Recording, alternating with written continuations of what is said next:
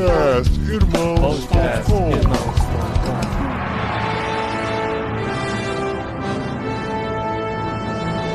Olá, pessoas! Podcastirmãos.com literário entrando no ar. Eu sou o Paulinho, estou aqui com o Tan, que assim como eu, não estava preparado para tantas despedidas. Nossa, não tava mesmo, viu, Paulinho? Foi forte, né, que não cara? quer dizer que foi ruim, foi muito bom. Olá, pessoal, eu sou o Tan e eu estou aqui com o Lucas Gonçalves pra gente abrir o capítulo 10 aqui, um apócrifo ao último livro dos Anéis, e fazermos nós, né, as nossas últimas e muitas despedidas dessa jornada que foi ímpar. Ímpar, não tem outra... Ímpar mesmo, assim. Que sensacional. Nada melhor do que dividir isso com o Lucas, que esteve com a gente em tantos episódios, que tem o Lothlórien preso no corpo aí, e vai poder registrar esse momento histórico aqui de encerramento de Saga do Anel aqui no Literário. Ó, nesse momento ele está exibindo pra câmera suas tatuagens. Tentando, né? Mas não tá rolando, o ângulo não permite. Mas Lothlórien. Tá aí. Boa. Gente, prazer, eu sou o Lucas, estou aqui com a Carol Simão, a Rosinha Vila do nosso querido Fernando, que está cuidando nesse exato momento da sua Eleanor Gange. Nossa. É um casal fofo, Coitado do Benjamin, né, só isso. Ih, rapaz, então tudo volta. Então é o Frodo Gange. É o Frodo Gange. Então tá. Muito bom, muito bom. Eu sou a Carol Simão e eu tô aqui com o Paulinho e eu posso afirmar que finalmente eu superei Aragorn e Elwin. Ah, Tolkien entregou o que você esperava, né, Carol? Exatamente. Não precisa de fanfic mais, é isso? Fanfic é sempre legal, entendeu? Mas é isso, gente. Nós finalmente terminamos a Saga do Anel. 2 anos de jornada, mais do que Frodo e companhia, que levou só 1 ano. 2 anos lendo com vocês O Senhor dos Anéis, é claro, né? Com vários hiatos no meio pra gente poder ler outras coisas também. Mas no 6º episódio exclusivo sobre a leitura dos livros, mais alguns que a gente fez antes de começar, então a gente pode entregar com muita alegria esse livro que tocou muito o nosso coração. Nenhum de nós, né, tirando o Lucas, claro, mas nenhum de nós tínhamos lido antes, então foi muito legal acompanhar essa jornada com vocês, as descobertas, principalmente nesse último livro. A gente vai falar das tantas descobertas que a gente teve lendo esse último livro, e a gente vai compartilhar a nossa experiência com vocês aqui nesse literário em parceria com o Clube Ictus, também no feed do podcast do Clube Ictus, para vocês curtirem aqui com a gente o penúltimo literário desse ano.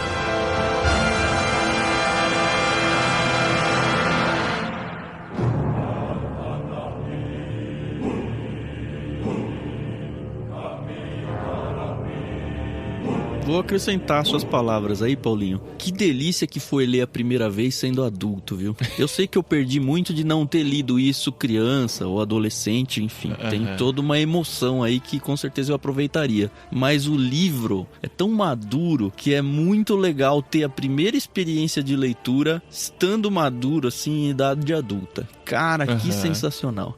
Uma pena que eu não li o livro antes do filme, que eu não me mantive virgem nos filmes, porque acho que ia ser mais legal ainda. Mas fiquei muito feliz, a gente deve falar um pouquinho no final do episódio, porque a reta final do livro não está em nenhum filme. Então foi muito gostoso terminar o livro sem ter nenhuma referência do que de fato ia acontecer. Essa foi a maior surpresa dessa última parte, pra mim, porque eu realmente não esperava, assim. Eu vi, assim, 9 capítulos, ele vai jogar o anel lá no 8º, no 7º, talvez, porque o Tolkien gosta de contar as histórias que acontecem depois, e aí a gente vai, assim, só ter a finalização, Portos Cinzentos, Condado, despedidas e tal. Coroação e tal, né? Mas, já vai um spoiler pra quem tá ouvindo aqui e não leu o livro, né? O anel é jogado no fogo no 3º capítulo. Depois a gente vai voltar pros capítulos direitinho, mas só pra minha reação, assim... Quando eles estavam encaminhando pra Montanha da Perdição, eu falei, tá muito perto, gente. Vai acontecer alguma coisa que vai desviar eles do lugar e tal, né?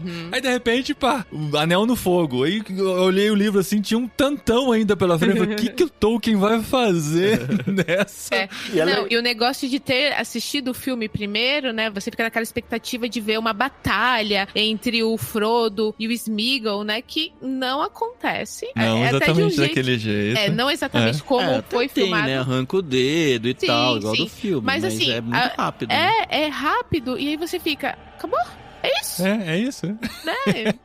Aí dá pra entender o porquê que o filme fez daquele jeito, né? Eu não Sim. consigo imaginar isso acontecendo já no começo do filme e depois acontecendo tudo aquilo mais pra frente, né? A mídia é totalmente diferente e tal. Mas, assim, a grande surpresa desse livro pra mim foi saber que ainda tinha muita coisa pra explorar de Terra-média. Porque, assim, confirma pra mim, Lucas, não existe história contada depois do Senhor dos Anéis. Tudo que o Tolkien escreveu Sim. depois foi antes, né? Exato. Na verdade, ele até começou a escrever a Quarta Era, né? Que seria aí com os herdeiros do Aragorn e tudo mais. Mas, sendo bem honesto, não lembro exatamente porquê. Não lembro se ele falou assim, cara, chega, já fiz o que tinha que fazer. Ou se ele não teve tempo de vida o suficiente. Mas acabou que não chegou a existir, né? Tinha alguma coisa a ver com uma nova sombra, qualquer coisa assim. Mas, canonicamente, acaba no Retorno do Rei mesmo. Na questão cronológica, você diz, né? Isso. E eu tinha isso em mente, eu falei, caramba, vai acabar, depois eu vou poder explorar o passado, as histórias e tal, mas vai acabar e não vou ter mais nada pra saber do futuro, né? Apesar de ter umas referências, pequenas coisas do futuro que aconteceram. Mas quando eu vi que ainda tinha muita coisa depois que o anel foi jogado, eu falei, cara, que legal, que foi um tempo assim, foi um chorinho, né? Tipo a garapa, assim, né? Quem é do interior de São Paulo, né? Quando faz a garapa, assim, eles enchem o copo, assim, depois o cara vem com um chorinho, ele enche o copo de novo, até o chorinho pra você, enche mais um copo pra você, né, da cana-de-açúcar que foi moída. E eu me sentia assim, tomando esse chorinho e me deliciando, assim, com um monte de história que rolou depois. Eu gosto bastante do jeito que o Tolkien escreve, como ele é coerente com ele mesmo, não só com o conteúdo do que ele escreve, mas com a forma dele escrever. Porque se vocês lembrarem bem, lá na Sociedade do Anel, tem a festa muito esperada, tal, tem um arco gigantesco, assim, que muita gente até desiste de ler, até chegar lá em Bree e a aventura, tipo, começar de forma robusta, né? Então, tipo assim, ele termina de forma meio parecida, né? Ele começa um arco bem lento, aí... ele vem fechando, né? E depois ele vem também com... Eu tô numa pira agora de academia, né? Aí, quando... Lembra um pouquinho... Academia que você fala é academia de musculação ou academia de leituras, né? Não, de musculação. Porque, vindo de você, eu imagino que é de leitura. Eu vou, na academia eu tô na base de audiobooks, né? Eu tô unindo os dois. Mas tem um pessoal que quando vai treinar a corrida faz isso, né? Você começa num ritmo lento na esteira, a estoura, depois lá tem os ritmos, etc. E a hora que você vai parar, você não para seco, né? Você para diminuindo a velocidade, dando aquela acalmada no coração, né? Parece que o Tolkien faz isso também. Ele começa de boinhas, ele te situa, tudo mais. Aí vem com a pancada da história mesmo, que aí tem lá seus ritmos, tem seus momentos também de abaixar um pouco o ritmo, depois volta intenso, etc. Mas é sempre lá em cima, né? E aí quando vai acabar o Retorno do Rei, ele ainda tem esse chorinho que você falou, né? Mas sendo muito coerente com o começo da história também, criando esse arco. Acho isso muito massa. A minha sensação, quando eu comecei a ver as coisas que estavam acontecendo depois, eu ficava pensando assim, por que o Tolkien fez isso, né? A minha primeira impressão é, será que não vai ser cansativo? Tanto de livro que falta e parece que não tem mais nada pra acontecer. Vão ser só despedidas, uma coisinha aqui, uma coisinha ali e tal. Mas isso passou, assim, já no quarto capítulo, assim. O quarto capítulo eu fiquei nessa dúvida o tempo todo. Peraí, parece que tá enrolando um pouquinho demais aqui e tal. Mas depois a coisa foi engrenando de um jeito que a gente se sentiu mesmo naquela carruagem, né? E assim, às vezes a gente assiste os filmes, não só do Senhor dos Anéis, né? A dramaturgia geralmente trabalha muito nessa coisa de fazer toda a construção pra chegar no ápice. Os filmes dos anos 80 acabavam no ápice já, né? Você lembra? Ele conquistava alguma coisa assim, acabava o filme. Acabou. Dava até um pause no cara erguendo soco no ar, assim, esse tipo de coisa. Né? Exato. Acabava no ponto alto e tal. Depois, né, com as histórias evoluindo um pouquinho mais, contava alguma ceninha depois que acontecia e tal. Mas quando a gente gostava muito do filme, a gente sempre ficava com aquela sensação de eu queria ver um pouquinho mais, né? Eu queria ver. O universo. Aquele casal lutou tanto pra estar junto que quando eles se beijam, você fala, a gente não sabe se vai dar certo. Porque deu errado o filme todo, por que agora vai dar certo, né? E o Tolkien entrega isso pra gente, assim, porque ele mostra, a vida continuou, a história continua, e tudo que foi construído, tudo que foi levantado lá atrás, personagens que você achava que ele tinha esquecido, que só tinham passado pela história, até o Tom Bombadil é citado no final. Isso foi muito incrível. citado, tá? Ele não aparece, mas ele é citado, pelo menos. Então isso foi muito gostoso de ver. Eu gostei muito dessa parte que vocês falaram, exatamente dessa questão do depois, né? Porque a gente viu a guerra, a gente viu pessoas importantes partirem, né? E aí, o que eu achei muito interessante é, por exemplo, o rei Telden. Ele falece, né, na batalha. E, gente, até esse homem voltar pra terra dele, passar muito tempo, né? E aí, a gente tá o corpo, aqui no... né, pra ser o corpo, exatamente. enterrado. Então, eu já achei que quando ele morreu, ele já tinha sido queimado lá e tal. E passa uns 3 capítulos, aí sim, o funeral do rei Telden. Eu falei, caramba, o que os caras estão fazendo aí ainda? Exatamente, eu falei, meu Deus, tudo bem que a gente tá acostumado aqui no Brasil que você morre num dia e é enterrado no outro, mas Às obviamente vezes no que... mesmo dia, né? Não, é tipo José voltando do Isso que Egito, teve, o Abraão, né? sabe? Esse tipo de coisa. Mas é muito legal, e é exatamente isso que o Paulinho falou, né? A gente pôde ver casamentos acontecendo, outros casais surgindo, né? Todo mundo sabe aqui que eu sou fã da Elwyn, e foi muito legal ver, mesmo a versão estendida do filme, não tem essa profundidade do relacionamento dela com o Faramir. E no livro, o capítulo 5, gente, foi um deleite pra mim, eu acabei de ler. E aí eu lembro que eu fui... É capítulo de menininha, né, Carol? Diz aí. Então, exatamente. Quando eu terminei de ler, eu chamei o Tan, eu falei, nossa, eu tô muito apaixonada.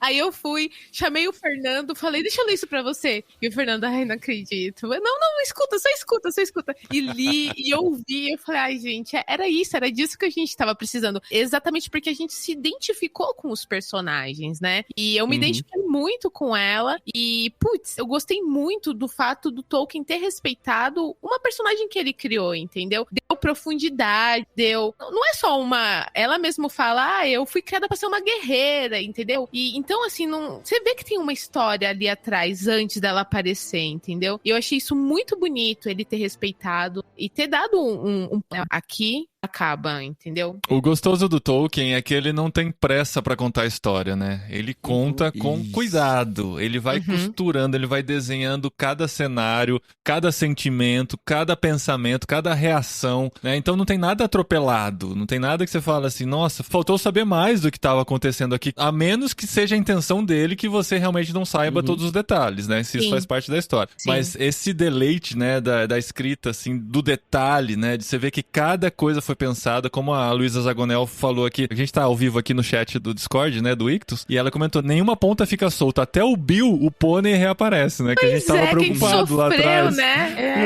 E aí o Bill, o que aconteceu? Eu acho que foi o primeiro livro que eu li desses livros mais grandiosos, assim, que teve essa despedida, né? Ele, apesar de ter um capítulo, assim, chamado Muitas Despedidas, a partir do Anel, é meio que o Tolkien, sabendo que a gente acompanhou a jornada toda e se apropriou disso pra nossa vida, que ele não pode simplesmente apagar a luz. Ele tem que ir desaquecendo como se fosse uma fogueira, assim, sabe? A fogueira vai baixando e você vai diminuindo o calor dessa história e vai ao mesmo tempo se despedindo de cada personagem. A única personagem que eu queria que aparecesse muito e de fato não apareceu, as árvores femininas lá, né? Ficou na dúvida se elas existiam ou não, né? Ficou na dúvida, mas cara, ia ser tão legal quanto a aparição do Bill aí, o pônei, se de repente falar, sei lá onde, sabe? Qualquer lugar elas aparecessem. Não precisava nem ter um encontro com Barba Árvore, só falar, olha, tem lá e desse uma esperança pra eles. Porque não é a questão do casal só, né? É a questão da procriação da espécie dos entes ali. E nessa parte aí, eu vou zoar a Carol pela última vez, né? Da Arwen 2, né? Ah, fala sério.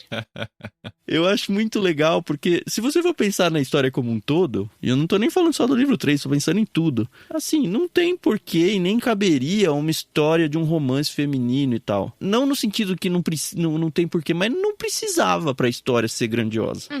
Ainda assim, ele dá isso de presente pra gente, como a Carol falou bem, sabe? Ele apresentou uma personagem feminina, ele tornou muito aos poucos, e aos poucos de um jeito empolgante, porque tem aos poucos de alguns autores que é bem chato, né? Bem devagar e tal. Não é o caso do Tolkien.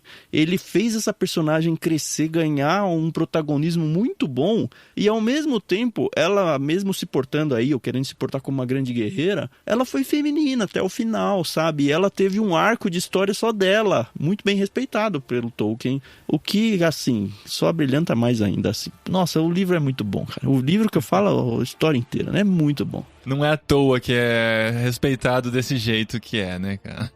Na mentalidade de Tolkien, as aventuras transformam a gente, né? Ninguém passa por uma aventura e continua igual. O próprio Gandalf vai falar isso, né? Quando Bilbo pergunta, né, assim, mas você pode garantir que eu vou voltar? Aí ele fala assim, não posso, e eu não posso garantir que você será o mesmo caso volte, né? As aventuras transformam a gente. E não é a nossa experiência de vida isso? Eu tô falando como uma pessoa que se formou em matemática, trabalhou mais de 10 anos no mercado financeiro, em algum momento se sentiu preso, sabe? Como o Frodo, o próprio Bilbo tava, se a gente for olhar pro Hobbit, preso naquela rotina de o que eu vou fazer da minha vida e tal. E eu sei que tem muita gente que não tem a audácia, a ousadia, a coragem de romper com barreiras, porque é uma saída do condado, sabe? É um risco, eu posso morrer igual o Boromir morreu, sabe? É de fato isso. Não quer dizer que vai dar tudo certo. Quer dizer que eu tô partindo pra um negócio obscuro, como o Sam saindo e falando, tá, o próximo passo que eu der é o mais longe que eu já fui. E eu, pessoalmente, eu me sinto muito nessa jornada com o Ictus, porque o Ictus não deu certo ainda, sabe? Eu ainda tô levando o anel e eu não sei se eu vou sobreviver no caminho ou não.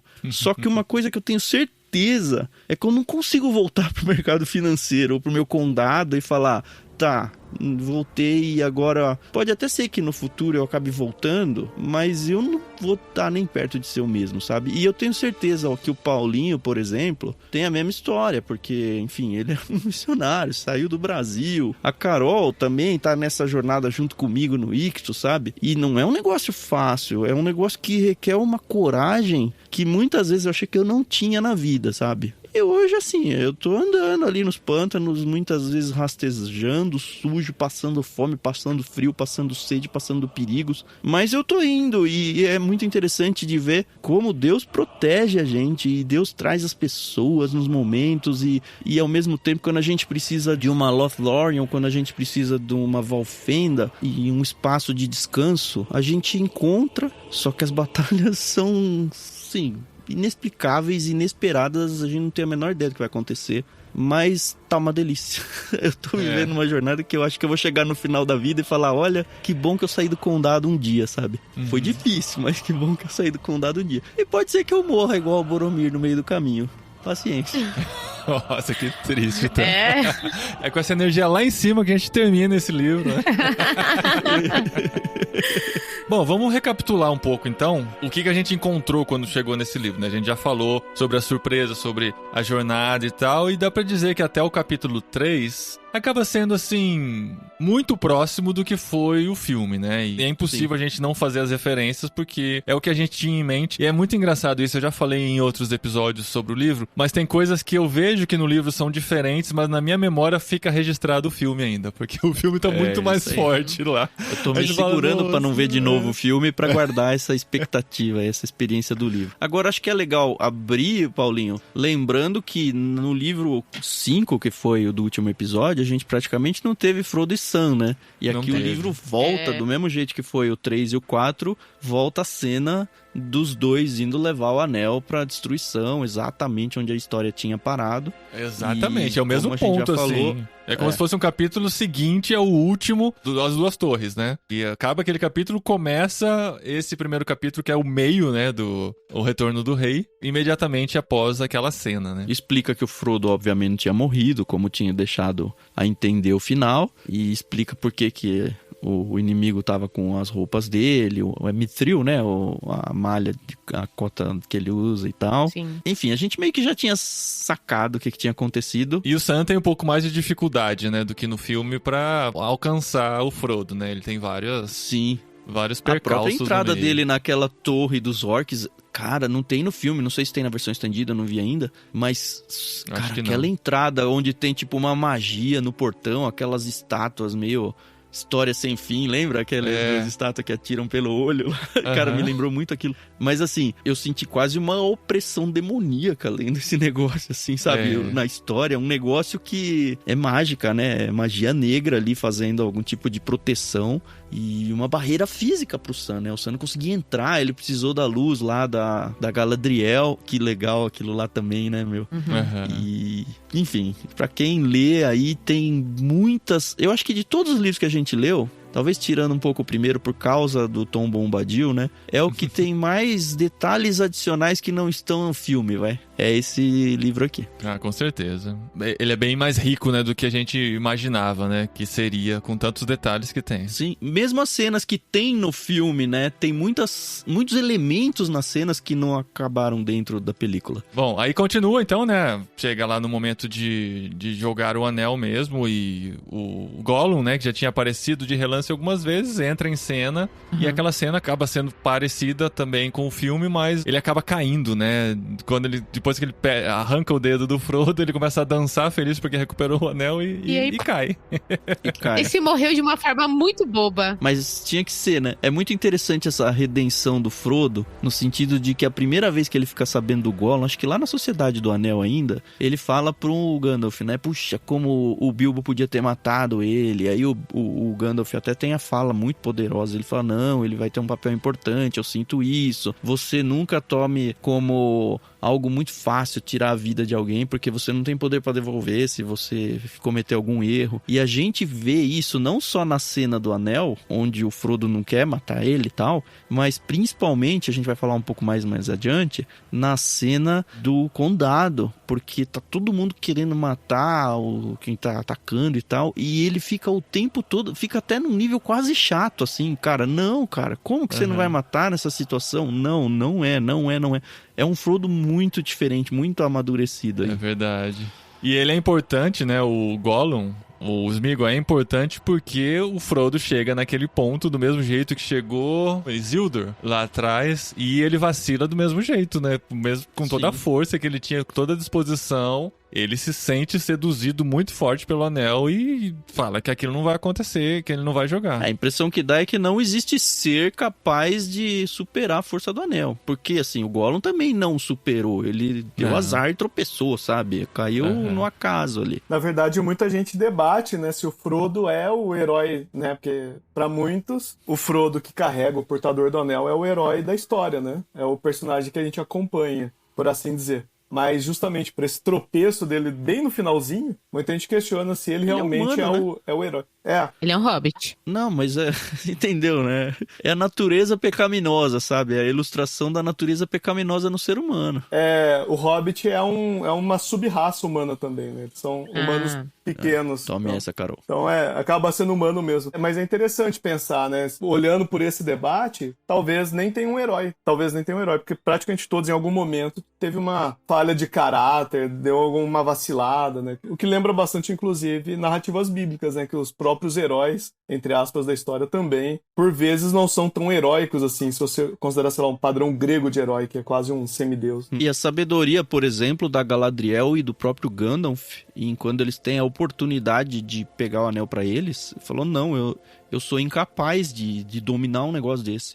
E, cara, que dois personagens super poderosos, né? Sabe quem eu acho que dominaria esse anel de boa? O Tom Bombadil. Só porque ele é todo alheio ao mundo. Então, ele ia mas exatamente por ser alheio, né? Pôr na fruteira da casa, né? Pois é.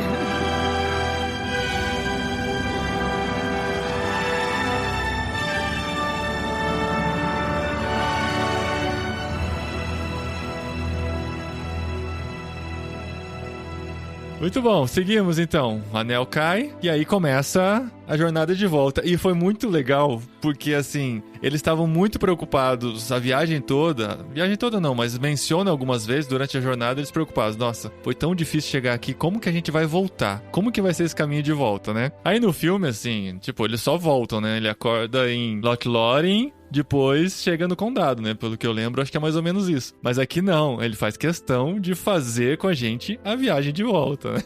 Sim. É verdade. A começar das águias, né? Que Isso. também o livro não responde porque raios a águia não levou ele até lá desde o início, né? E aí a gente teria um conto em vez de ter 3 livros enormes aí. Verdade.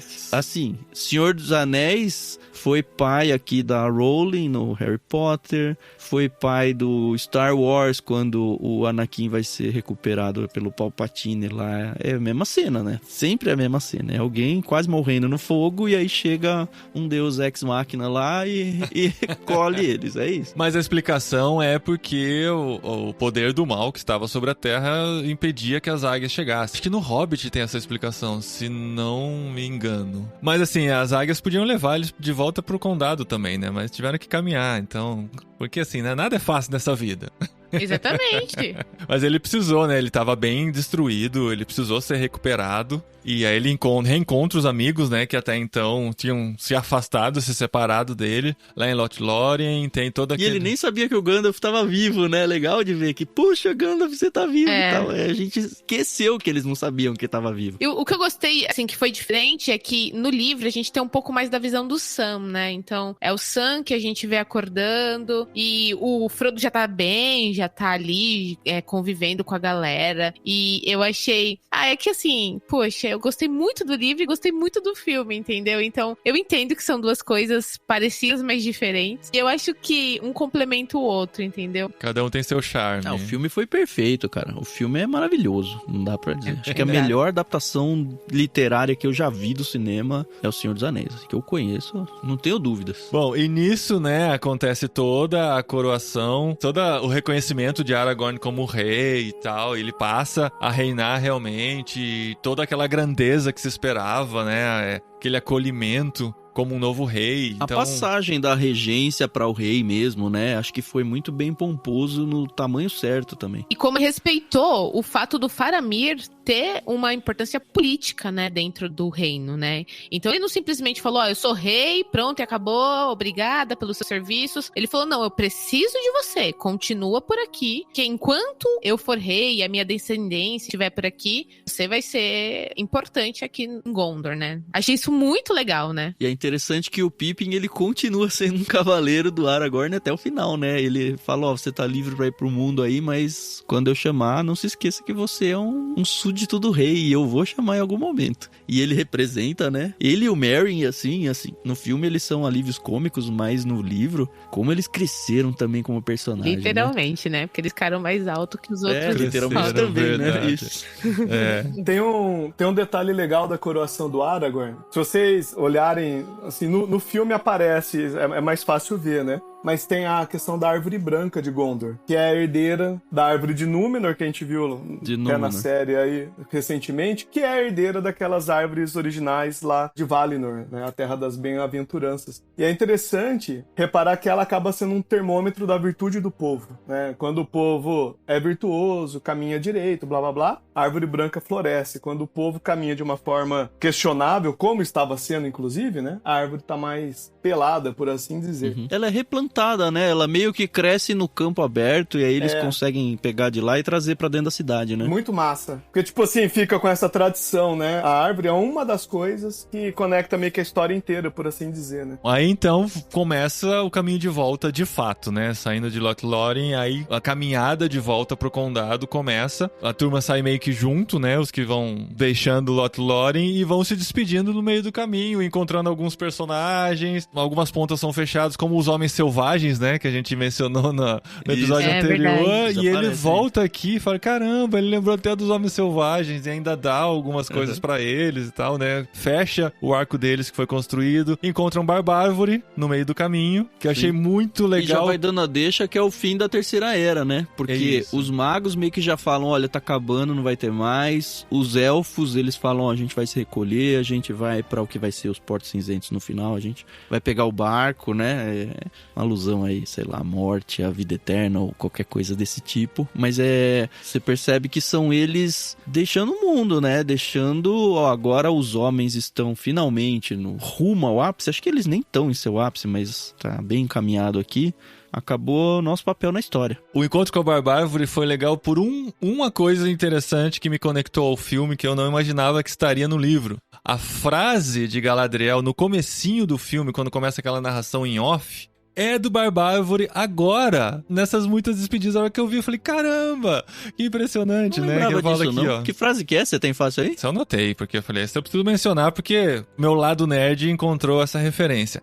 Então Barbárvore se despediu de cada um deles, por sua vez, e fez 3 mesuras, lentas e com grande reverência. Dá pra imaginar, né, cara? Se o oi do Entebate demorava tanto, imagina as 3 mesuras lentas e com grande reverência. Disse ele, faz muito muito tempo que nos encontramos junto à árvore ou à pedra. É triste que nos encontraremos somente assim, no final. Aí a frase: pois o mundo está mudando. Sinto-o na água, sinto-o na terra e farejo-o no ar.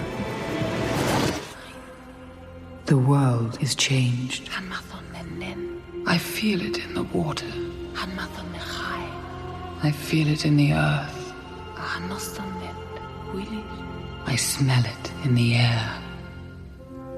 Much that once was is lost, for none now live who remember it.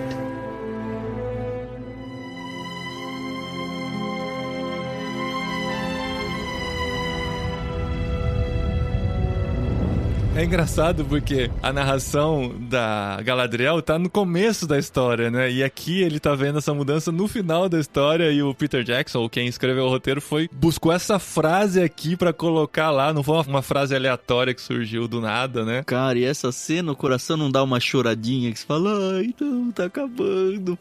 Porque assim, se tem um personagem que pode ler o tempo desse jeito, tem que ser o Barbárvore, né? É. Não creio que nos encontraremos de novo. O mundo do Tolkien, né, ele, como vocês bem sabem, é dividido em eras, né? E cada era tem aí seu, por assim dizer, seu foco principal. Essa terceira era, basicamente, é a despedida dos elfos da Terra, né? E os elfos são seres, né, nas cartas, Tolkien deixa claro que os elfos são uma espécie, entre trilhões de aspas, fãs de Tolkien, não me crucifiquem, entre muitas aspas, uma alegoria do que há de melhor entre nós, né? Tipo assim, artistas, cientistas, sábios e coisas desse tipo. São pessoas que, de alguma forma, oferecem uma tutoria pra gente. E esses tutores da humanidade, na mitologia do Tolkien, estão dando área agora, né? Estão vazando. Então, inevitavelmente, com esses tutores saindo da Terra, vai ser uma nova era agora também pra Terra-média, né? Vai ser um novo momento. É meio porque agora amadureceu, né? Não preciso mais desse tutor, é isso, né? Pode ser, faz sentido, porque a ideia é conduzir a galera na maturidade, por assim dizer, né? Qual foi a despedida que foi mais dolorida pra vocês nesse capítulo do Muitas Despedidas? Pra mim foi a hora que o Gandalf sai da história, cara. Eu vou pro meu caminho. É, então, isso que eu ia falar. Aí você sabe o que Gandalf foi difícil de ver. Não só ele falando, ó, vocês vão lá pro condado e agora vocês vão ter lá uma querela pra ser resolvida e eu não vou fazer parte. Ali foi tipo, putz, já tinha me sacado, mas ali é o arrancar do band-aid, né? Mas é na hora em que ele fala, ó, a época... Ele meio que sai junto com os elfos, né? A época dos magos já foi, agora... Já Era cumpri o dos meu homens, papel. né? Cara, é muito bonito ver esse envelhecer no sentido age mesmo da coisa, dos personagens, sabe? Da maturidade, do envelhecimento deles. Não como o personagem sozinho, mas meio Paulo falando assim, ó... Cumpri o meu papel, vou pegar minha viola e vou embora, sabe? Em homenagem até ao... Cara, não tem nada a ver com a história, mas me deixou muito emotivo, sabe? O Rolando Boldrin é um cara que... Pra mim foi muito importante. Ele foi embora recentemente, né? Talvez você nem saiba quem ele é. Eu assistia sempre o Senhor Brasil. Eu cresci vendo meu pai acompanhando ele, sabe? Eu aprendi a gostar da música caipira por causa dele. Então, a ida dele foi ainda mais dolorida pra mim do que a ida da Inêsida Barroso, que tem muito também a contribuir nessa área. Mas é no sentido de que, olha, deixei o meu legado, cumpri a carreira, sabe? Como o Paulo fez mesmo. E eu acho que um dia a gente vai fazer isso com os nossos filhos, talvez com os nossos netos, sabe? E eu tenho certeza que quando chegar esse dia eu vou me lembrar da saída do Gandalf, sabe? E eu espero que ela seja tão honrosa e tão grandiosa que Deus dê pra gente mesmo, pra todos nós, esse presente de ter a lucidez de sair com honra, sabe? Sair com grandiosidade e falar, olha, tá aqui, ó. Agora a responsabilidade é de vocês, mas não porque eu tô saindo doente ou antes da hora, mas porque vocês estão prontos, sabe? Eu preparei vocês e agora eu preciso sair, como o João Batista saiu para que Jesus crescesse, ou como Paulo saiu para que as igrejas crescessem. Eu acho que Gandalf aí foi difícil de ler, viu? Foi bem difícil. Apesar de ter um chorinho dele no final também, né? Mas aí era ele se despedindo de fato da jornada, né? E nesse momento, não nesse momento, acho que foi antes, né? Não lembro bem a ordem das despedidas. Mas quando passa a surpresa, né, que a gente imaginava que tinha sido esquecida e deixado de lado, a gente imaginava que o fim dele tinha sido lá atrás, que é Saruman com o Língua de Cobra passando por eles, e você fala, caramba, esses caras estão vivos ainda. De onde saíram? Pra onde vão? O que tá acontecendo? Braga não morre, né, velho? E decrépitos, né? O Saruman muito decrépito, um velho sem poder. Aí a minha dúvida é, ele estava sem poder porque a Era dos Magos acabou, e por isso também Gandalf estaria sem poder, ou simplesmente porque ele tinha virado de lado e aí acabou... O lado que ele escolheu perdeu. E eu tô simplificando demais uma história que é muito mais complexa que isso. Eu li como uma soma de fatores. O primeiro é a própria queda do Sauron. Eu acho que os dois eram muito aliados, então do mesmo jeito que os orcs perderam totalmente seu poder, o Saruman perde muito ali. O segundo é a partir do momento em que tem a luta do Gandalf com o Balrog, que o Gandalf se torna o branco. Não tem mais espaço, né? Pode ser que eu esteja falando besteira aqui, mas me dá a impressão de que só tem um branco. Eu também tenho essa impressão. E aí o Saruman não é mais, sabe? Então, nesse sentido, Gandalf tomou o poder dele. Então ele já perde um pouco ali, bem antes da derrota do próprio Sauron. E somando isso ainda a esse final de Era. Só que assim, a hora que eles falaram, não, eles estão lá, e eu acho que teve algum personagem que falou, não, mas ele ainda tem a língua dele. Ele ainda tem a lábia dele. E como eu já tinha visto, enfim, o título do capítulo 8, né, o expurgo do condado, e quando eu tava na faculdade, alguns amigos, colegas lá da época da faculdade estavam lendo, e eles já tinham meio que ventilado a ideia, parece que vai ter uma guerra ainda no condado, eu sabia só até aí, sabe? Vai ter um negócio ainda no condado que não tem no filme. Aí eu falei, bom, vai ter alguma coisa no condado, e não sobrou ninguém pra ser o inimigo, sabe? Tinha que ser ele. Tanto que a hora que o livro propõe um certo suspense de quem é, eu falei, mano, certeza, ainda mais por terem aparecido eles dois lá e ter dado meio que a deixa de, ele tem ainda a lábia dele. Eu falei, é ele e o Língua de Cobra que estão lá, certeza. Eu fui mais inocente, eu vi ele passando, eu falei, esse é o fim deles, cara, eles vão virar uma dupla aí... mendigos, né? Perdida, andando por aí, peregrinos sem rumo, né? E a hora que eu vi o título Expurgo do Condado, eu não me liguei o que significa expurgo. Pra mim era tipo uma limpeza, sabe? Assim, uma reestruturação, sabe? E depois que eu fui pensar, não, expurgo é mais do que isso, algo né? bom, não algo ruim, né? Tipo um concerto, a coisa já tá muito legal e tal, ele vinha com uma nova esperança. De certa forma foi, né? Verdade. Mas tava muito pior, cara. Muito pior do que eu podia imaginar, passar pela minha cabeça, assim. Aquele ambiente idílico todo tava destruído, assim. Virou um monte de entulho, né, cara? A gente não consegue imaginar esse tipo de coisa, né? Porque o filme não mostrou isso pra gente. Isso foi completamente deixado de lado por motivos óbvios, né? E aí eles chegam lá e a gente tem esse choque. Caramba, cara. Tem uma gangue controlando o condado. Tem a galera tudo desesperada, tudo fora de casa, as casas tombadas, as famílias desestruturadas, sei lá. A coisa tinha virado de cabeça pra baixo, né? Foi triste reencontrar o condado pra gente também, né? Não só pra eles. E muito rápido, né? Como você falou. Eu até comentei, acho que lá no Discord, quando eu tava lendo isso, porque assim, foi o quê? 1 ano e pouco? 2, talvez, sei lá, que foi do ápice do condado até... Eles praticamente se tornaram escravos ali, né? Me lembrou muito um poema chamado No Caminho com o Mayakovsky, do Eduardo Alves da Costa, um brasileiro. E a própria reação, ou na verdade falta de reação do povo do condado, né? Porque, enfim, era um povo pacato, né? Eu vou ler só um trechinho desse Caminho com o Mayakovsky, porque me lembrou muito. E traz pra mim muito alerta sobre a nossa situação como sociedade, assim. Em qualquer sociedade acho que cabe esse discurso, né? Diz lá no poema: tu sabes, conhece melhor do que eu a velha história. Na primeira noite eles se aproximam e roubam uma flor do nosso jardim e não dizemos nada. Na segunda noite já não se escondem, pisam as flores, matam o nosso cão e não dizemos nada. Até que um dia o mais frágil deles entra sozinho em nossa casa, rouba-nos a luz e, conhecendo o nosso medo, arranca-nos a voz da garganta e já não podemos dizer nada. É meio que isso que o povo do condado fez, sabe? Eles foram lá dominando e chegou uma hora que não cabe mais. Tanto que quando surge um lampejo de reação, que são os 4 hobbits chegando, né? Com, enfim, parafernália de guerreiros e tudo mais, não deixam de ser 4 hobbits, como qualquer um de lá era Hobbit.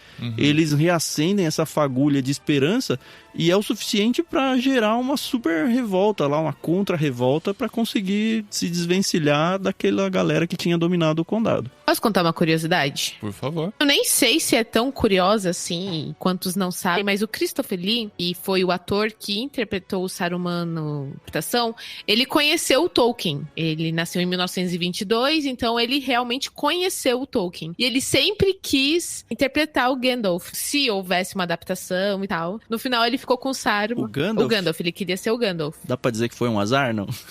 né? Acho que não, né? Ele é Mas- muito bom com o Saruman. Ele é muito bom. Eu acho que ele é melhor como Saruman. Eu também do que acho. seria como Gandalf. Não, e o Ian McKellen é o Gandalf, né? Não tem jeito.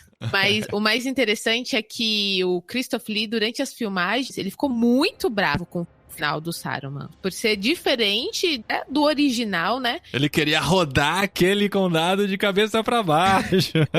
Ah, e que final legal que deram pra ele no livro, hein, Carol? Sim, Putz. Então, mas aí o que foi mais frustrante pro Christopher Lee é que o Saruman, ele tem uma morte diferente nos filmes e que foi cortada. Ele morre no filme? Eu não lembro se ele morre. Cortada na versão final que foi pro Foi cinema. cortada. Então ele ficou muito Tá, tem na chateado. estendida. Tem na estendida. Ah, na estendida tem a morte dele? Tem, que Eu é, não vi a que- terceira da tem. estendida ainda. E é muito interessante, né? Então, assim, é uma curiosidade. Bom, legal, gostei. Obrigado pela curiosidade. Momento curiosidade com Carol Simão. É.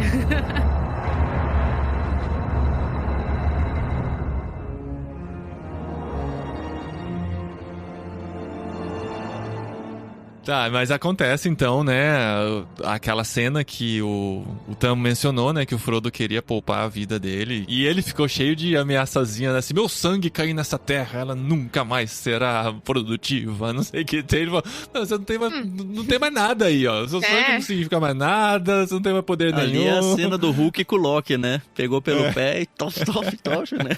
Mas ele não quis matar, e acontece entre eles mesmo, língua de cobra lá, também muito decrépito, né, parece que tava até andando em 4 patas, né, o bicho, né, como ele Sim. saiu de onde ele tava escondido E tal. você vê que ele era muito vítima do próprio Saruman, né? E sempre foi, né? E o Frodo, não sei se o Frodo, mas os hobbits oferecem pro Língua de Cobra ficar lá, uma oportunidade de redenção mesmo, assim, né? Deixa esse safado ir embora, você fica aqui, você ainda tem alguma coisa no seu coração que pode ser tratado, né? Aí o Saruman joga o veneninho dele lá e acontece a cena da morte dos dois, né? Nesse momento, a gente não precisa dar detalhes, quem leu, leu. Quem não leu, Sim. guarda essa surpresa aí pra ver como é que aconteceu.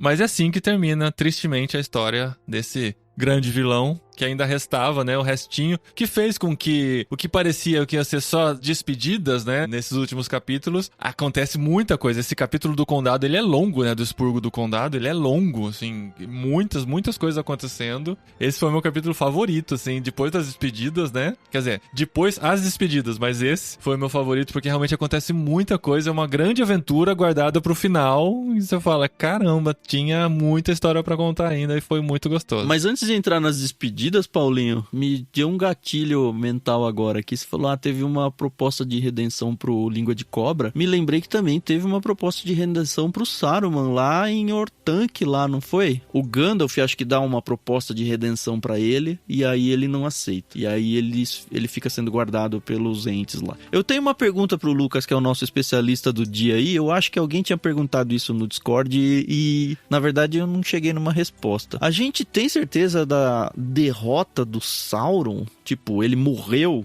nesse sentido?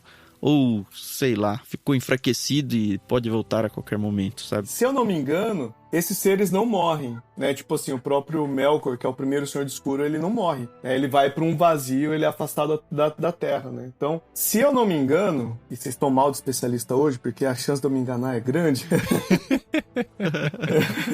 Se eu não me engano, ele passa por uma existência etérea, assim, né? Tipo, sem corpo, sem Uma ação. subexistência. Uma aí, né? subexistência. Ele não chega a morrer no sentido de acabou pra sempre, né? Ele tá, enfim, morto no nosso sentido humano. Mas ele tá derrotado no Eu sentido... terminei o livro sem saber exatamente o que ele é, sabe? É um humano, é um... O Sauron?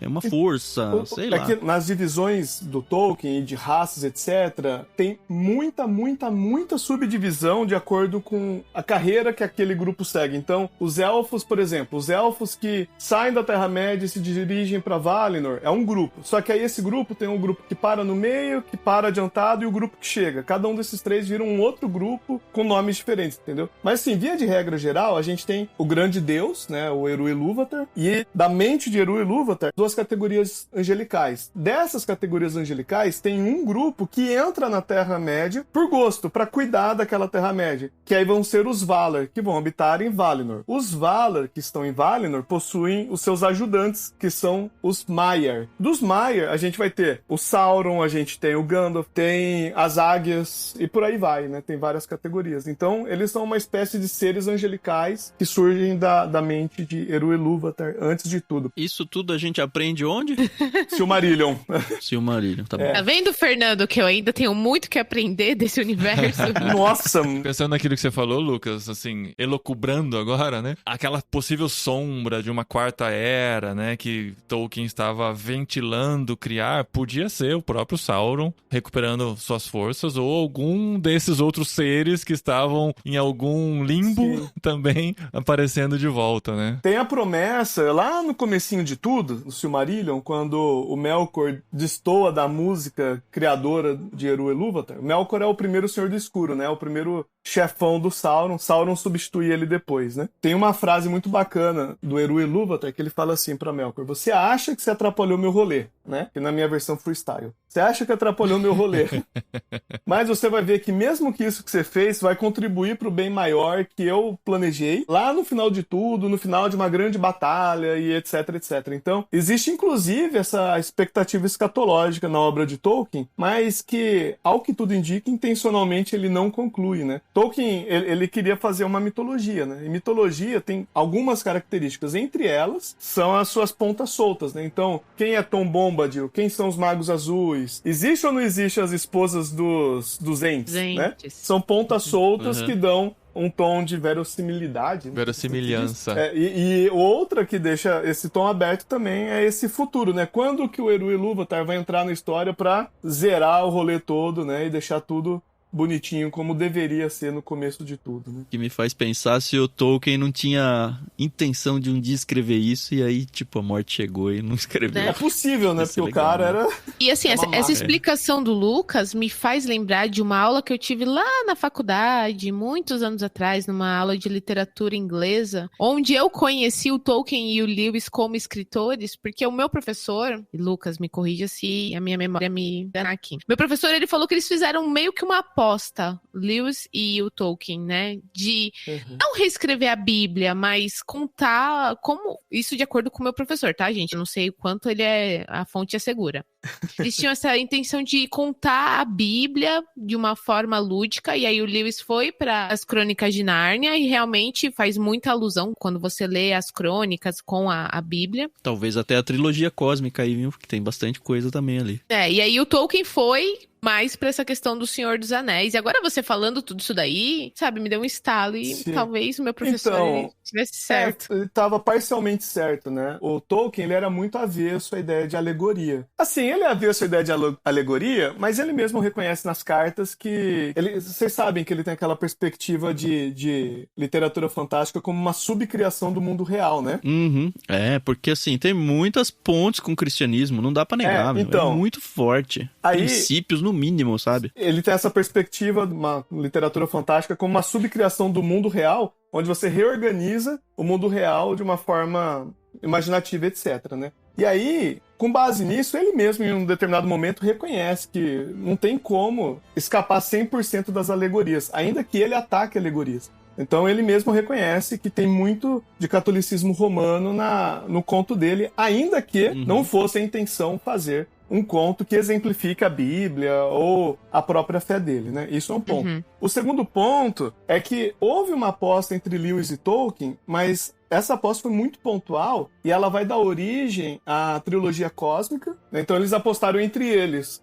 Um faria uma ficção de viagem no tempo e outro faria uma ficção de viagem espacial. E aí, nessa aposta, o Tolkien ficou com viagem no tempo e Lewis com a viagem espacial. Aí Lewis conclui a aposta, escreve a trilogia cósmica, e o Tolkien tá começa... devendo até hoje. Tá devendo até hoje. Ele começa...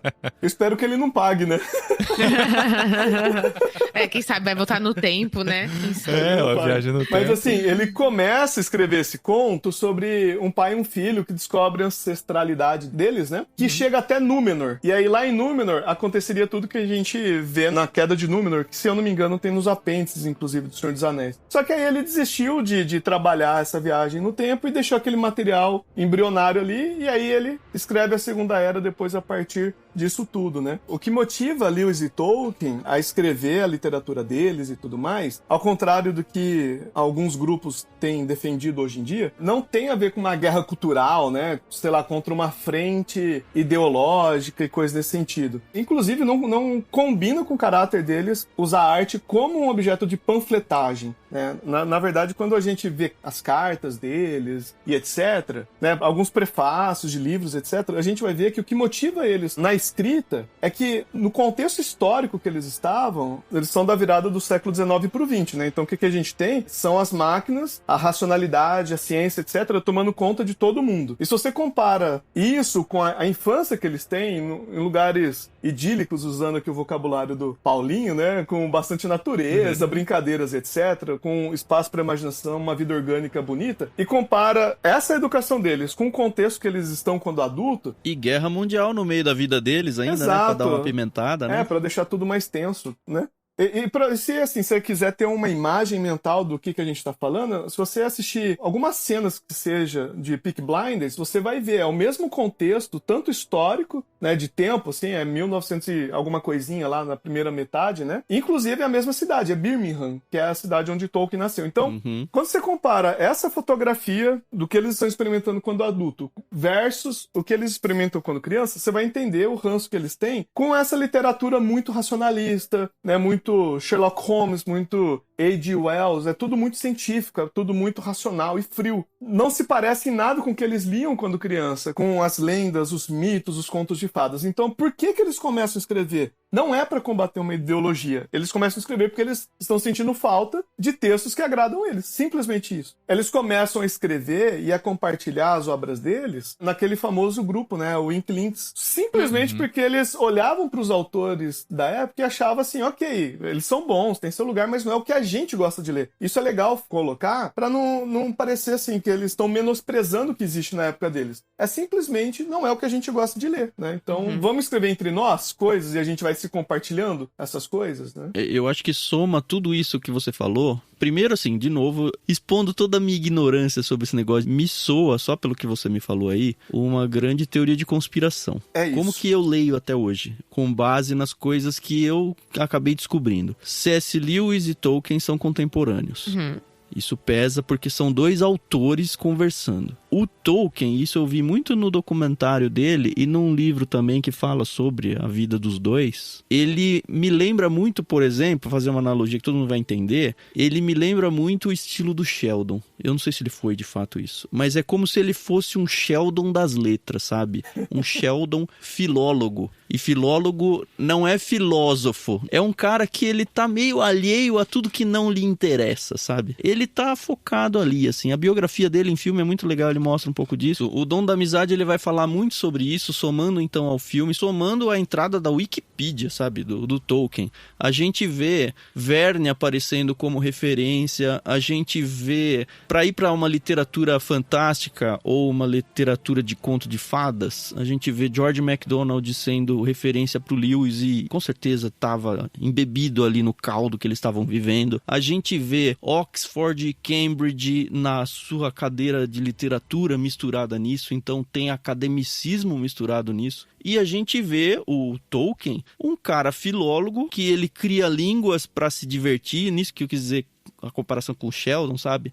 Ele cria línguas porque ele vê trens e aí ele pega um radical e aí ele inventa uma língua e por causa disso ele inventa um povo e ele acaba jogando tudo isso pra dentro do Senhor dos Anéis muito naturalmente porque era sua essência como pessoa, sabe? Ele conseguiu transformar tudo isso em escrita e graças a Deus isso sobreviveu e graças a Deus ele é cristão porque por mais que ele não queira fazer uma alegoria ao cristianismo, ele não tem como evitar aquilo que ele é. E acaba indo princípios cristãos para dentro da literatura. E é muito interessante ver, por exemplo, hoje ateus venerando uma obra dessa, pelo tamanho da obra em si, sem olhar para o cristianismo que está claramente ali dentro.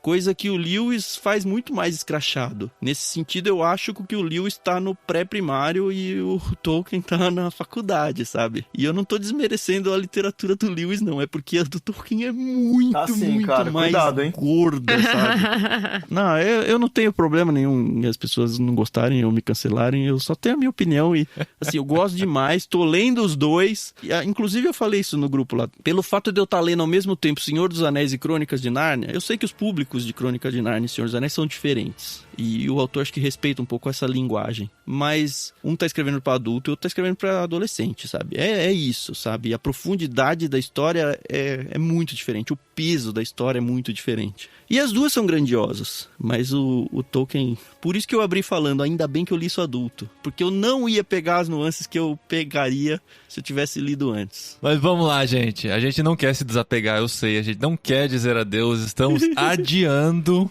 a entrada nos Portos Cinzentos, mas nós precisamos pegar esse barco. E a gente entra no último capítulo da saga O Senhor dos Anéis, que na verdade ainda não entra nos Portos Cinzentos, tem mais um pouco de condado. Tem a vida de casado do Sam, fazendo família. Ele merece, tem mais cara, um ele pouquinho, merece né? muito ter a vida feliz e de boas dele, né? O Sam é um cara que, apesar da aventura, ele conseguiu voltar pro condado, né? De algum jeito. Voltou e se encaixou, né? Se encaixou de volta. E aí eles precisam caminhar. Frodo está sofrendo ainda com aquela espadada no ombro, né? Que não foi ignorada pelo Tolkien. O Bilbo envelheceu em 1 ano que ele não tinha envelhecido em décadas, por causa do anel, isso é muito interessante de ver. É. E o Tolkien, ele leva a gente pra entrar no barco junto e ir embora junto. Pelo menos eu me senti assim. É. Porque aí chega esse momento, né? Depois que Sam já é casado, já tem filha. E a gente, né, claro que sabe que tem algo mais pela frente, né? Mas vem o momento que Frodo sente o chamado, né? Pra dirigir-se aos Portos Cinzentos. Que é a grande despedida dele e de alguns elfos que vão caminhar, né? Pra essa nova etapa, né? Pra travessia. E é uma bênção que ele recebe, acho que pelo legado que ele deixou, né? Porque em tese ele não deveria estar ali, não cabe a ele esse destino. Mas tanto pra ele quanto pro Bilbo é meio que dado de presente aí. É, então, se faz uma referência por eles serem os portadores do anel. E na hora da despedida dele com o Sam, ele até fala, talvez ainda chegue a sua hora, Sam, porque por um breve tempo você também carregou esse anel, né? Verdade, Mas verdade. essa parte muito dolorida, porque eles vão realmente se despedir. E o Sam não sabia disso, né? Achava que tava indo só pro aniversário do Bilbo.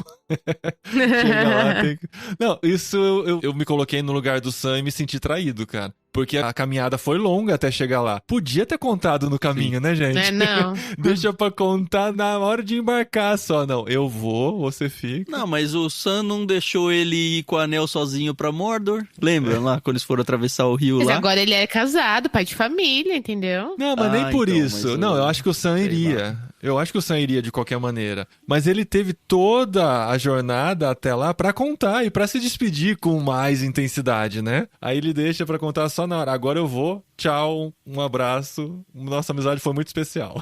Pronto, acabou. Mas o legal é que Gandalf, né, deu com a língua nos dentes e avisou Merry e Pippin pra chegarem lá também e participarem da despedida e serem companhia pro Sam voltar pro condado. É uma pena Aragorn e o Legolas... O Legolas tá lá, né? Não sei se tá lá, mas ele é elfo, né? Enfim, de alguma forma ele vai deixar também a terceira era aí. Mas é uma pena o Aragorn não tá lá. Eu senti falta dele nessa despedida. É, e a gente, assim, tô muito feliz, cara. Muito feliz mesmo, assim, de realmente ter cumprido, ter conseguido, né? E com muita dedicação, né? Aí. Não, então não é essa sensação de check livro. É um negócio que fala, puxa, que bom que eu vivi pra chegar até aqui. É verdade. São bem poucos livros na minha vida que eu chego no final e falo, puxa Deus, obrigado por ter me dado essa experiência, sabe? É Eu acho verdade. que é o segundo que eu faço isso. A Carol sabe qual foi o primeiro, né? Ah, me Qual conta foi o primeiro, agora, Carol? ué. Conta aí pra todo Foi a- mundo, porque só a Carol vai ficar sabendo. Foi A Sombra do Vento. Não foi A Sombra do Vento. A Sombra do Vento é Não foi A sensacional. Sombra do Vento. Não foi A Sombra do Vento. Foi Crime e Castigo, cara. Esse é um livro que eu vou ler de novo. É. Ah, Sei. vai? Mas assim, eu coloco esse livro junto com Crime e Castigo como duas coisas grandiosas que eu li na minha vida. Com o grandioso, não de grande e chato, mas grandioso de que, puxa, me fez uma pessoa melhor, me fez uma pessoa diferente, sabe? Eu acho que é chovendo molhado, né? Mas, cara, você tem que colocar Senhor dos Anéis na sua vida. E você tem que ler o Hobbit primeiro. Por mais que seja uma história mais simplificada ou mais infanto-juvenil também, eu acho que é um jeito muito gostoso de você entrar no ambiente da história, justamente por ele ser mais simplificado, sabe? Pra que você não entre muito cru, assim, no Senhor dos Anéis. Eu tenho um pouco de medo do Silmarillion ainda, tá? Eu tenho a impressão de que vai ser meio ler um apocalipse, assim, e que eu vou ficar meio perdido. Não sei se é verdade ou não. Essa pergunta que eu queria fazer pro Lucas, nesse momento, Lucas. Eu acho que esse é o caminho normal, né? A pessoa leu o Hobbit, gostou da aventura, nossa, que jeito legal de escrever, que história gostosa e tal, mas agora tem o Senhor dos Anéis. Eu sei que o Senhor dos Anéis é um pouco mais pesado, mais detalhado e tal, mas já tô acostumado pelo Hobbit. Aí eu vou pro Senhor dos Anéis, encaro essa jornada gigantesca, chego aqui nesse ponto, eu sei, já estão falando, tem que ler os apêndices, a gente vai ler os apêndices, fiquem tranquilos. Mas com tudo isso, com toda essa preparação que o Senhor dos Anéis deu pra gente, e a gente sempre ouviu falar, não comece por Silmarillion. Eu já vi uns malucos falando pra começar por Silmarillion. Mas agora a gente já se acostumou com a maneira do Tolkien escrever, de como ele conta a história e tal. Agora a gente vai, por exemplo, pra Silmarillion. Quais recomendações você daria, Lucas, pra encarar Silmarillion e não criar uma expectativa de ser um novo Senhor dos Anéis, sabe? Eu vou complementar sua pergunta do Paulinho, tá? Silmarillion é uma sequência pra nerd? Porque é isso. Cara, Nível avançado. então, É, o tipo isso. Silmarillion, eu não sei se dá pra chamar de sequência, porque cronologicamente falando ele tá infinitamente pra trás Isso. no tempo, né? Mas é um movimento natural. A galera, né, costuma sugerir essa ordem de leitura mesmo. Começa no Hobbit, que é bem leve e tal. Senhor dos Anéis é um Hobbit adulto, por assim dizer, né? E aí, quem ficou curioso, etc. Nos apêndices, muita coisa do Silmarillion aparece de alguma forma ou outra resumida e tal, nos apêndices, né? Então, se você quiser ler o Silmarillion, eu pessoalmente não leria os apêndices do Senhor dos Anéis. Olha, polêmica, hein? Por quê? Por causa de spoiler, você disse? É, porque algumas é um coisas... resumo, né? É um resumo. É igual quando você vai pros apêndices do Silmarillion, vai ter resumo da Saga do Anel. Na verdade, no começo do Senhor dos Anéis tem o resumo do Hobbit, né? Sim. Tem essa então, também. dependendo, assim, não é... Ai, não pode, né? Eu, Lucas, não leria, né? Mas cada um lê o que quiser, o olho é teu, né? Então você acabou de dizer, Lucas, que eu podia ter lido só os apêndices do Silmarillion, não precisava ter lido o Senhor dos Anéis todinho. Ué, tudo isso de página, né? Agora que você me avisa. Podia ter lido o livro do Machado de Assis em vez de ler o resumo pro vestibular. Meio que isso aí. Mas assim, o Silmarillion, cara, ele é uma leitura mais densa. Não tem como falar que não, né? Tanto a narrativa quanto os arcos, o jeito de escrever, a redação. É empolgante? Tipo, tem uma história que eu me envolvo? Pô, cara, pelo amor de Deus, demais. Ou não, é só demais. informação? Não, nossa, é assim, cara, eu li... Não é tipo ler crônicas da Bíblia, assim, que fica fulano, que Não, eu acho que o apêndice quem. é isso, né? O apêndice do Senhor dos Anéis é mais histórico, né? É mais um registro histórico. E o Silmarillion é uma prosa mesmo, a história sendo contada, né? Exato. Cara, tem tanta história que o Silmarillion tem spin-offs das histórias que acontecem dentro do Silmarillion. Então, sei lá, você chegou lá, leu a história de Beren e Lúthien. Tem lá no Silmarillion. Mas se você falar assim, pô, gostei demais desse negócio. Cara, tem um outro livro que pega essa história e expande ela, entendeu? De tanta história que tem. E Caramba. pra mim é muito animador. É tipo um livro de contos, assim, várias histórias que podem ser soltas? Não, é sequencial, né? Ele começa com a criação do mundo, antes da criação do mundo, o desenvolvimento. Ele conta a história de uma vingança de um grupo de elfos contra o primeiro Senhor de Escuro, e aí essa história vai tendo suas capilaridades, assim, né? Ela vai acontecendo coisas paralelas. Faz sentido um literário dele, Lucas? Um literário só é difícil, hein, cara? A gente tentou fazer um no Contemporama, Lá vem. Aí, Ó, o Paulinho. Toma aí esse filho aí. Não, a gente, no podcast do Yamarino, a gente tentou fazer um apanhadão geral do Silmarillion e a conclusão foi, não, cara, não rola, vai ter que fazer dossiês, né? Porque, assim, tem muita coisa, assim, né? Tipo assim... É que depende da profundidade que você vai, né, cara?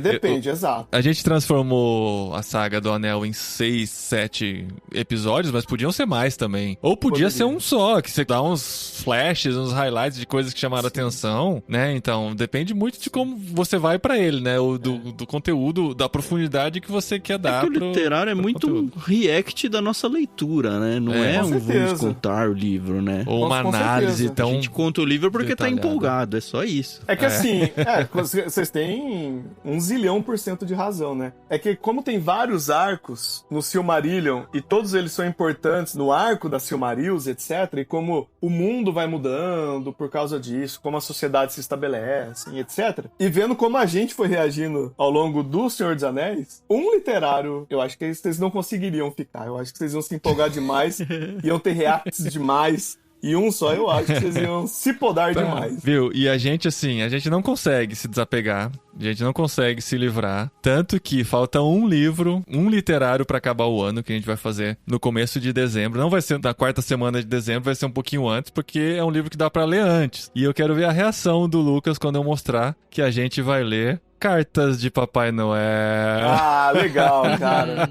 Esse livro é especial. Pô, esse autor aí é bom, hein, Paulinho? É um autor, assim, que eu gostaria de recomendar pra Ouvi vocês dizer, né? hoje. O nome dele é J.R.R. Tolkien.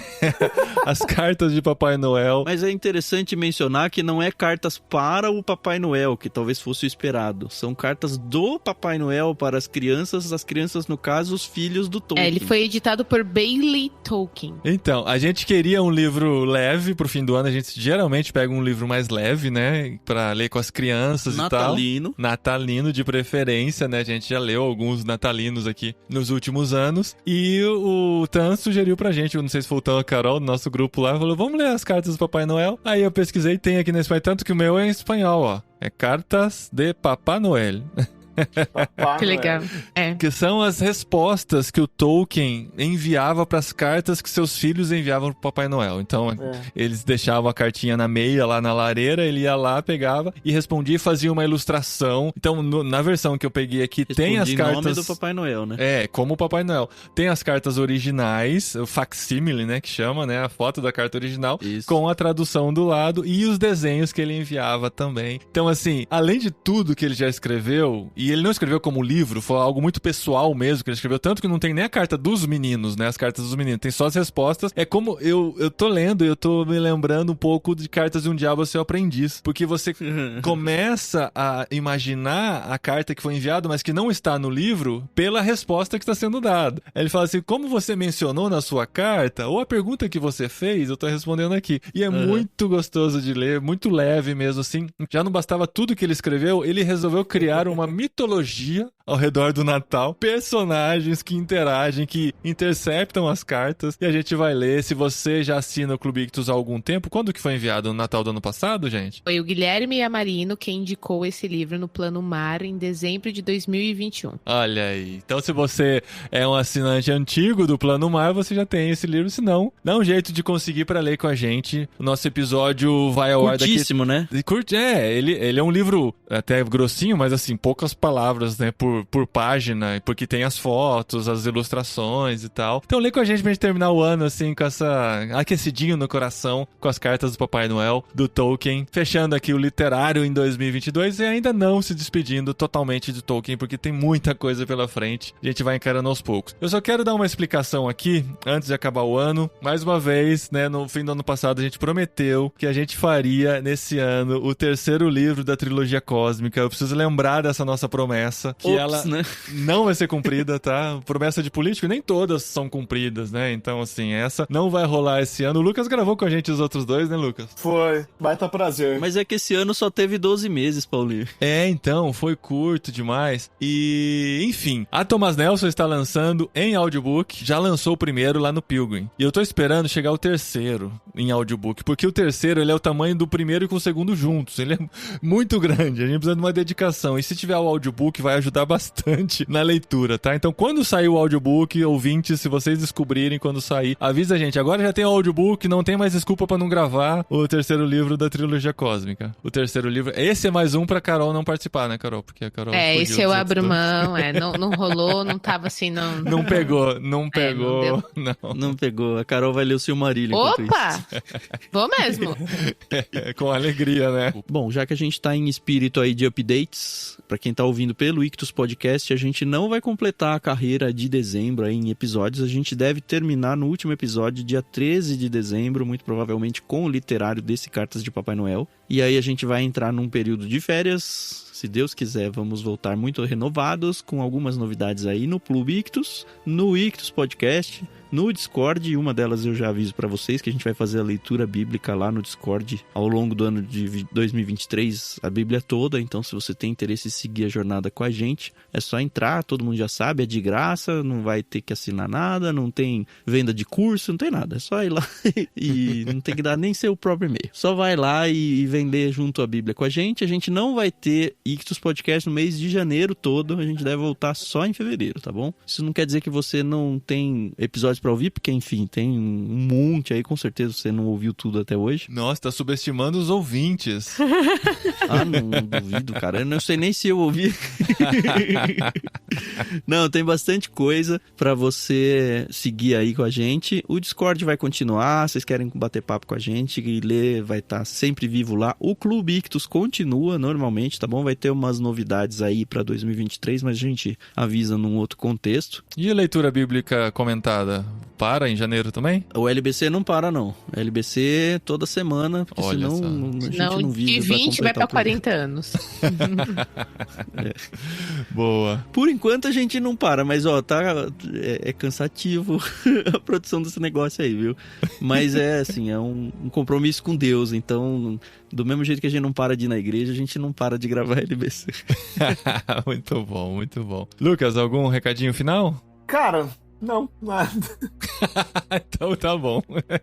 Obrigado, Lucas, por seguir com a gente nessa jornada sempre, viu? E quando a gente for falar sobre o terceiro livro do Trilogia Cósmica, você vem de novo. Se vier Silmarillion, tudo que tiver aí pela frente. E outros temas também, né? O Lucas fala, me chama pra outros temas que não seja livro de fantasia, que eu também tenho coisa pra falar. Eu falei pra ele, me dá um tema que a gente grava. Pô, a gente gasta 7 anos estudando teologia pra falar só de literatura. Tô brincando, eu amo literatura, gente. Falei 100% brincadeira. Cara, é sempre um prazer estar junto. Obrigado. Pode falar no próximo a teologia de Tolkien. Uma boa. É sempre um prazer, cara, estar junto. Obrigado por lembrar e me manter por perto aí, de verdade. É muito bom mesmo. Valeu, gente, pela recepção. Valeu, até o próximo literário com mais Tolkien, pra não perder o costume.